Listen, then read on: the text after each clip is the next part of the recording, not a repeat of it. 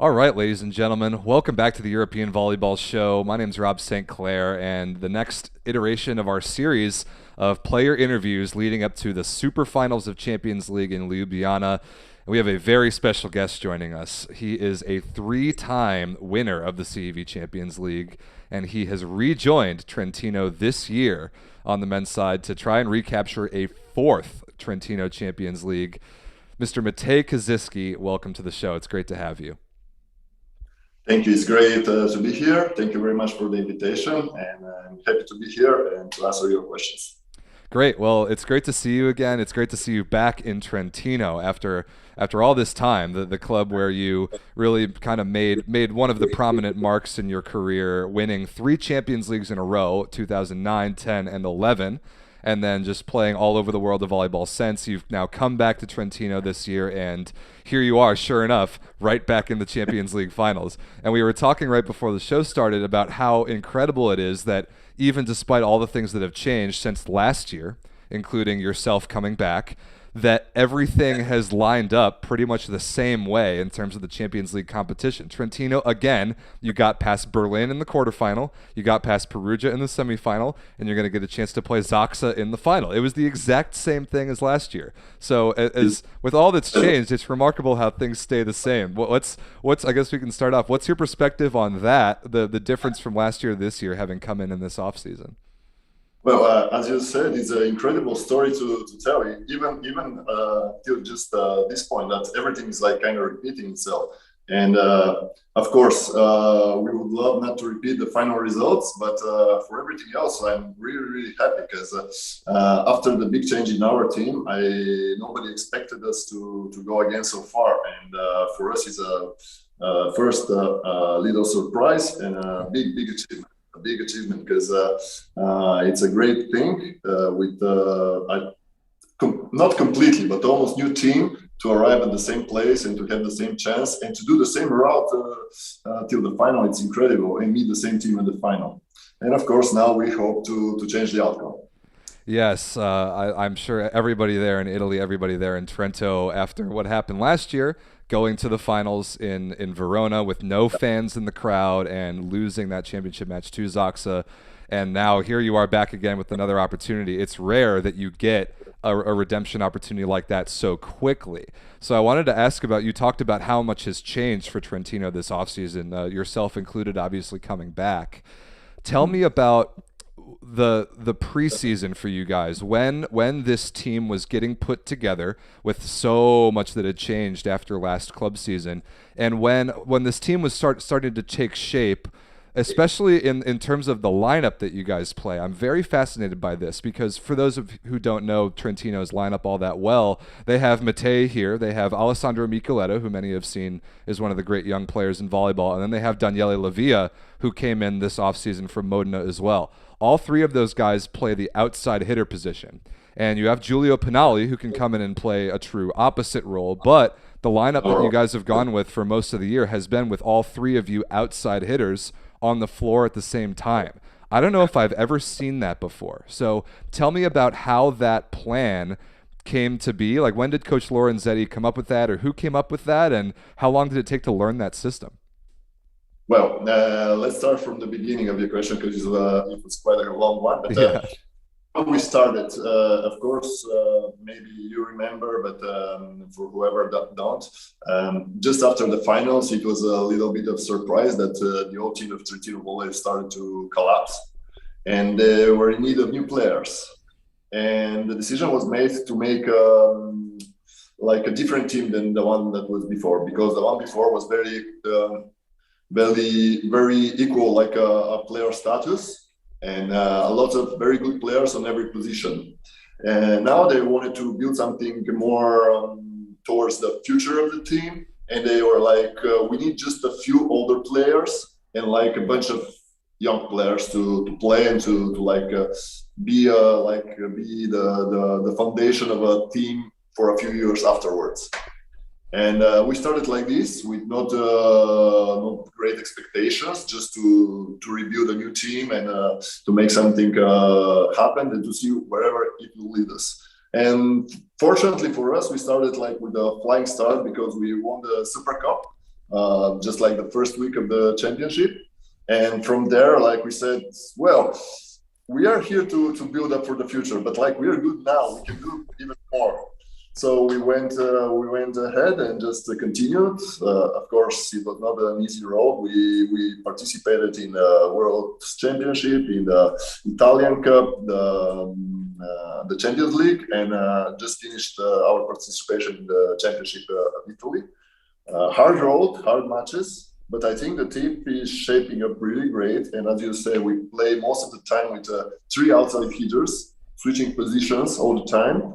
And this was originally introduced to us from the very beginning from the coach. It was our opportunity, and also he said from the beginning, he said, we have this opportunity to play like this. I've played like this and had a great results in the past, and I think we should try this. Maybe it works, maybe not. If it doesn't, we can always go back. But we are pretty happy how we are going. Yes, that's an understatement. You're right. Maybe the expectations for Trentino weren't so high coming into the year because you're right. They built around a slightly younger group of players for the next several years. And then sure enough, like you said, you come out and win the Italian Super Cup. You surprise really the entire world of volleyball. And like, wait a minute, we might not have to wait to be good for a couple of years. We might be able to just do it right now. So then here you are back in the Champions League finals, and you mentioned the road to get there being so difficult because of so many matches, so many tournaments, so many matches, all the travel. I mean, you guys went to Brazil for Club World Championships and then came back and immediately played Champions League. I remember that's extremely difficult to do that. So in terms, especially because you're learning a new system, you're growing a team. How have you dealt with just the number of matches that you've had to play? How have you dealt with the fatigue and the exhaustion of all that? Well, I cannot say that it was just a breeze to go through this because we had our fair share of problems during this time. But I think overall we managed pretty good. We had not many injury problems, and that's the key of the whole situation because in this kind of long period, one injury can like break you. We just had a few hiccups and stuff like this, but nothing major, and that's really, I think, the big part of the luck, if I can say so, but not the luck, but also the big part of the success of our system because we put many games into it. And we find out a good way, a good balance to play with it. That's a great point. You're right. With the lineup that you guys play, one injury might even ruin your season. So I'm very happy that has not happened to either of the teams that are in the Champions League finals, really, because it just produces a better match. So looking ahead to the super finals, you've got about 2.5 weeks to prepare for one match.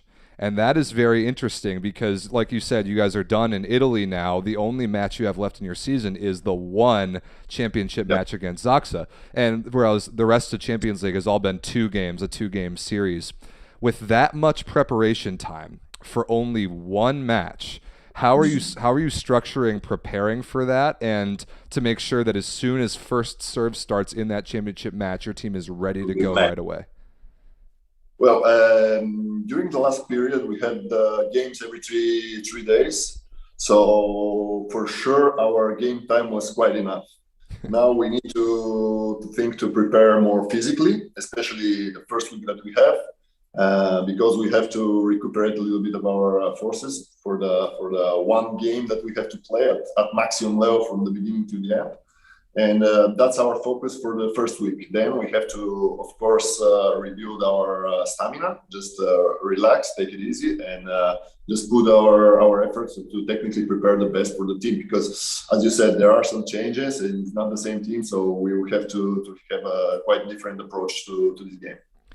So let's talk about the Zaksa matchup because it's one that your team Trentino saw last year, but there have been a lot of changes on both sides. So I actually was just watching them this morning. They're taking part in the Plus Liga finals in Poland right now. They won this morning against Jastrzębski Węgiel, who they also beat in the Champions League semifinals.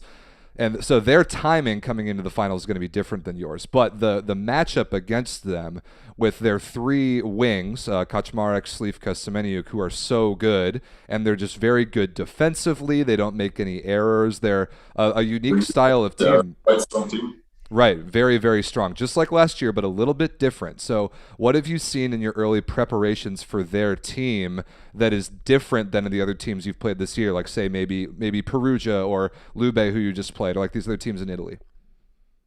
Well, of course, they come from a different championship, and their style is quite different from what we are used to. But nevertheless, we play volleyball, and I think the focus will be who will overpower the other team with serve reception. That will be, I think, both teams' main focus. And for sure, we will have some small kind of surprises one for each other, and we're gonna see it when we step up on the court. Yeah, I don't give away any of your secrets yet. We've got a championship to prepare for. I'm glad you brought up serve reception and the way that you can control little matchups, because in the semifinal of Champions League that you guys played against Perugia, which I had the pleasure of commentating that series, it was one of the great two-match series I've ever seen, and maybe one of the it was unbelievable. So I want to talk about that series a little bit. First, generally, to accomplish that, to beat that Perugia team, especially that second match there on the road, that you were able to win a golden set, like 17-15. The magnitude of that accomplishment, that Perugia team that was built to win every championship there was in Europe, to get that done, what did that feel like for you, for your fans, for your teammates? Just tell me about that win, that emotion. It's very difficult to describe, but it was amazing. And not only for us on the court, people in the gym were crazy about it, and people in front of the TV were crazy. I don't remember ever having so much messages for congratulating us, and for people who was so happy after the game in any other circumstances, any other final, the cups won and stuff like this. So it was really crazy, and not only that, but I think like the level displayed from the both teams, it was amazing. For me to be playing it and to be part of this, it was like gratifying on its own. Not only about the result, just the gameplay was really fantastic. I agree. That was as high of a level of volleyball as I've seen for, what was it, 11 total sets across two matches. The level was so high the entire time. It was just incredible. And one of the things that I thought your team did really, really well is pick little service rotations when you think that you have an advantage over the other team, or you think that there's a matchup you can exploit a little bit, and turn those little advantages into huge runs of points. The one that I remember in particular was when Alessandro Micheletto was serving, and he was just doing such a good job hooking that serve towards Leone in reception, and you guys turned that into huge leads. How do you take such a minor little matchup advantage and turn it into a major string of points like that? Well, when you play against the same team over and over and over again, you kind of get some small, how to say, small things that repeat itself. And when you find this and you kind of start hammering this little mistake that they're doing, you just wait for it to repeat and just know what's happening. So you are better prepared than ever, and just make it work. That's a very good point, because you guys played Trentino, you played Perugia, excuse me, 8 times this year. You played more. It may have been. I think it was 2 in Champions League semifinals. It was 2 in Champions League pools. It was Coppa Italia finals. It's Super Cup semifinals, and then 2 in regular season. I think it was 8 times. It's so many times against the same team. But now you have to prepare for one team who you haven't seen before in one match. It's kind of different matchup. One team that we haven't saw though, because as I said, it's a different championship, and of course we will see a lot of games that they played and stuff. But it's another team experiencing the team live, so we won't be so prepared in game. But for sure, we're gonna do our best. That's it. So after all the preparation that you can do, once you get into the match, you only have the duration of one match to Yeah, figure out the matchup, get settled, and start to execute on the advantages that you have. How can you do that fast enough? That's very. It would be very difficult to adjust in that quick of a time span. I'm gonna turn back to one of the things that you said. I think the key here is to start at 100 and then keep the pressure as much as you can till you see and you find where they crack. That's it. Be well prepared, do your best, and like be open minded to see where they give. And I think that's something that your team is built to do extremely well. Put pressure on, identify a weakness, and then run with that. I just can't wait to watch that unfold in Ljubljana. So another thing that we of course have to talk about is the fact that you, Matej, have won 3 of these in your career with Trentino back 2009, 10, and 11. I wanted to ask about the experience that gives you, having done this before at such a high level. Even though it was 10 years ago, how does that help you, and how do you then help your teammates prepare for a match like this? Well, I think the hard season that we have is preparation more than enough for us. Now we have to be like very careful to not how to say overburn before the matches, because you know the pressure is building day by day, and now all that we think of, live, and train for is the final.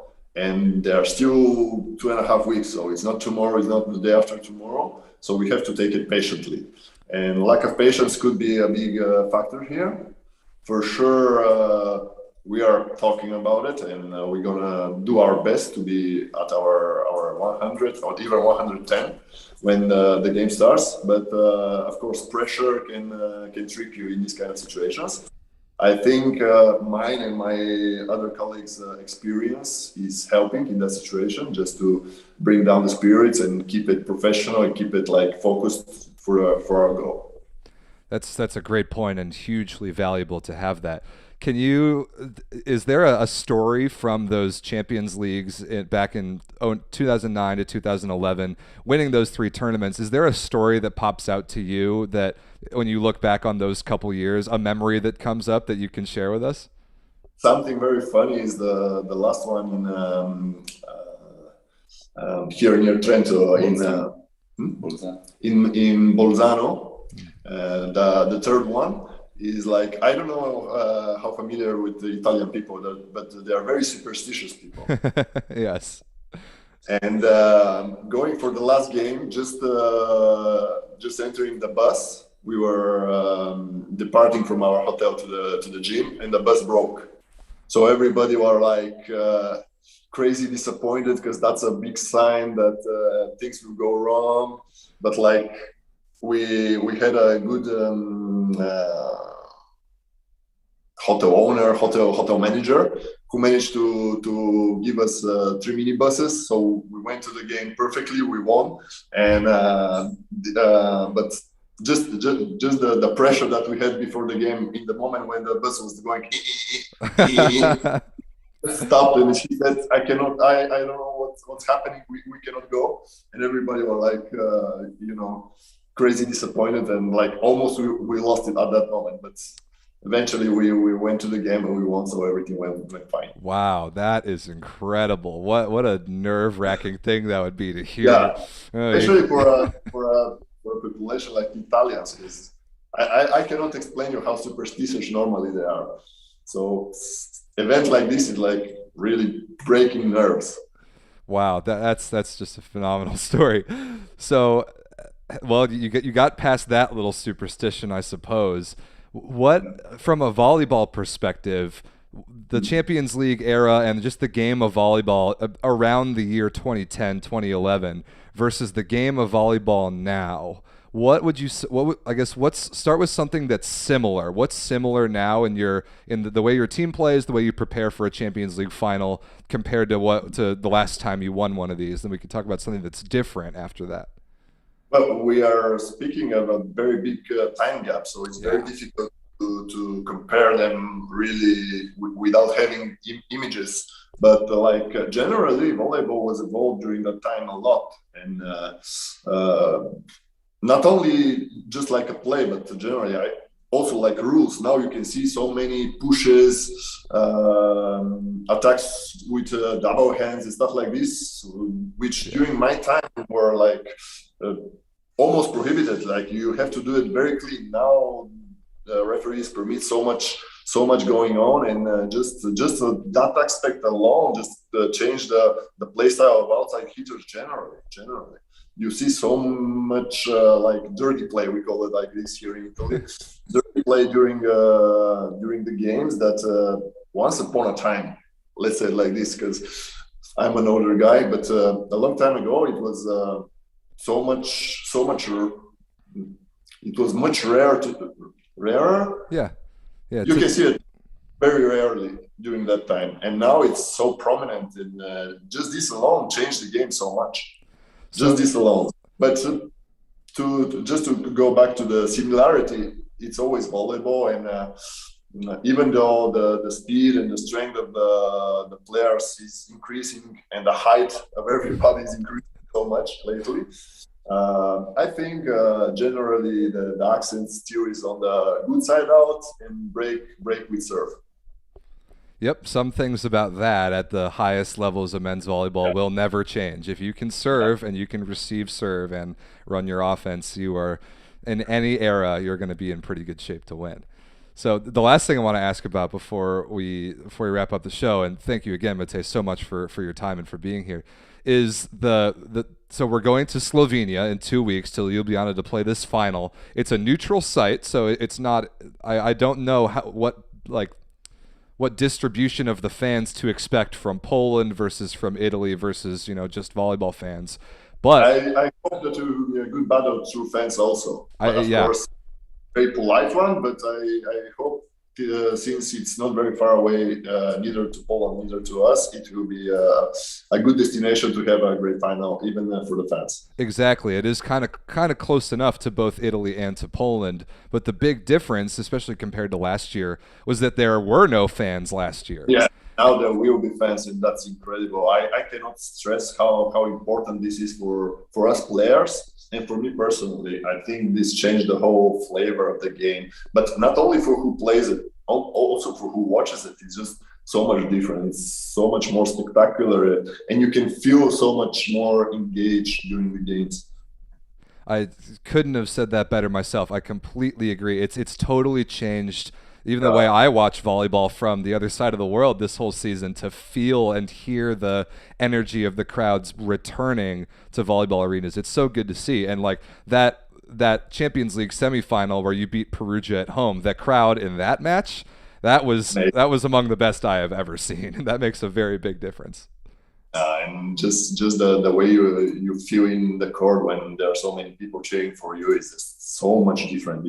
It cannot be described on words, but it's really make big difference. Well, if you want to be a part of the crowd and the atmosphere that Matej is talking about, you can still get tickets to the Superfinals in Ljubljana, Slovenia on May 22nd, but the men's and the women's Champions League final going down that same day. If you can be there, you're going to want to be there. That will be as good of an atmosphere in sports as you'll ever see in the world. So check out cev.eu for information on tickets on that. And we'll do a lot more breakdowns and a lot more previews of both the men's and women's superfinals as they continue to get closer. Matej Kaziyski, thank you so much for being with us, man. The best of luck in your preparation for the finals, and we can't wait to watch you on that stage in Slovenia. Thank you very much for having me, and I hope to see you soon. Yes, we will. Thanks.